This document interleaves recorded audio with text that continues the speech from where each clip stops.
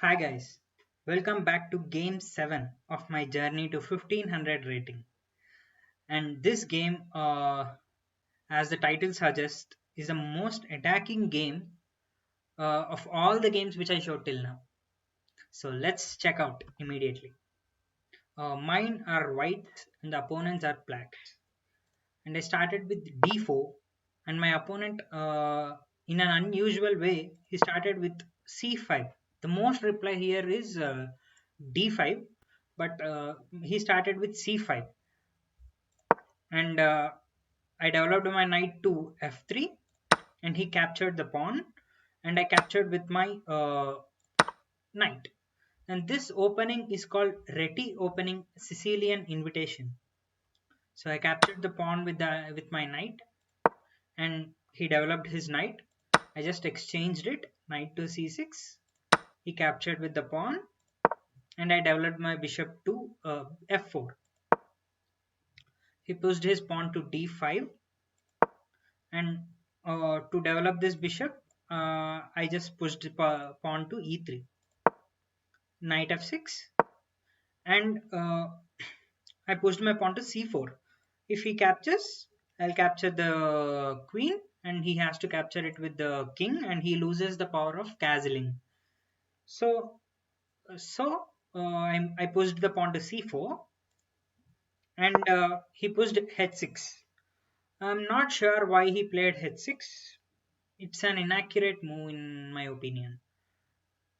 So I captured the pawn. He captured the pawn with his pawn, and I developed my knight to c3. He developed his bishop to b7, and I developed my light square bishop to b5, giving a check. And my idea is he cannot block this with queen because he loses the queen, and he cannot block with the bishop because he loses the bishop. And the only thing which he can do is blocking it with the knight. If he blocks with the knight, he will lose one of the protectors of the d5 pawn. That was my idea. Next, in the next move, I can capture the pawn. So he went knight to d7, and I captured the pawn on d5. And here my opponent played bishop captures on d5, and this is a blunder.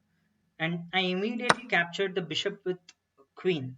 And why it is a blunder? Because there is a double attack on the knight with bishop and queen. So and see what happened. And he just pushed the pawn to e6, attacking my queen, and I just captured the knight with my bishop. If he captures the queen, he can't capture with the king as there is a queen here. If he captures the bishop with the queen, and I'll immediately capture the rook, which comes with check. He'll lose his rook. So he cannot capture with the king. He cannot capture it with the queen. So he moved king to e7, and I moved. I gave a check to him on d6, queen to d6 check. I want his king to come into the center of the board so that I could easily checkmate. That was my plan. So queen to d6 check, and king to f6, the only move which he had. And now bishop to e5 check. I am again forcing the king to come forward. King to g6, and queen to d3. Queen to d3 because I don't want this king to go here and hide somewhere. I just want it to be open so that I could easily checkmate. That was my idea. That's why queen to d3 check. And he blocked it with pawn, and I just castled here. Queen to e7. He wants his rook on d8, attacking the bishop. And I can't move my bishop because the queen will be there. But he didn't have much time. I just moved e4. My plan is to just capture it. If he captures, I'll capture with the queen because there is a bishop also protecting that square. So he didn't capture, but he just moved to f4.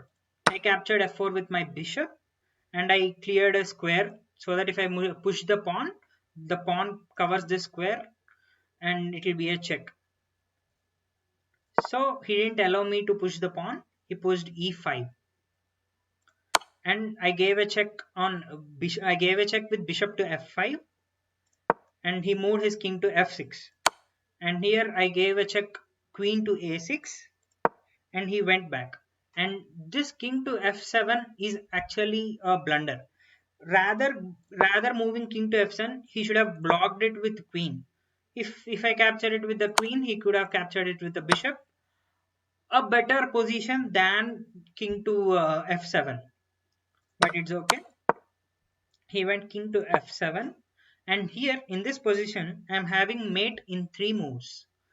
That is bishop to g6, and the only square which king can go is king to g8, and queen to c4 is checkmate. If of course it's not checkmate, if he blocks it with the queen, I'll capture it, and this is checkmate. But unfortunately, I missed this move of bishop to g5 g6 check, and I gave check with queen to g6 check. My idea was I clearly saw this queen. I could easily capture the queen here. I saw that. I didn't see the checkmate. So it's okay. So queen to g6 check, and king to g8, and bishop to e6 check. The only move here for the blacks is to capture the bishop with the queen. So queen captured the bishop. I captured the queen with the queen with my queen, and it's check. And king to h7. I captured the pawn. There is an attack on this bishop, so I captured the pawn with the bishop, and bishop to c5, connecting the rooks.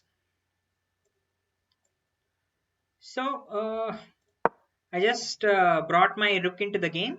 Rook to c1, attacking the bishop on c5, and bishop to b6, guarding the square. Uh, if bishop to somewhere else, then rook to c7 it's coming, and there is an attack on this pawn. So bishop to b6, protecting the square. And I brought another rook into the game because my idea is to bring this rook to d7 and attack the pawn, and rook to e8, attacking the queen. So I just moved my queen to f5 and check, king to g8, and rook to d7 finally. There is a double attack on this pawn. So rook to h7 to protect the pawn, and queen to g6. Now there is a triple attack on this pawn. Rook captures e5. Now there is nothing black can do, and there are so many ways of winning this game, and I just moved my rook to c8, giving a check. So the he could now black cannot do anything. He could just sacrifice his bishop. I'll capture it with the rook. He should again sacrifice his rook. I have to capture it with the rook, and this is checkmate. But he didn't give all those chances. After me playing rook to c8, my opponent resigned the game. So that's it.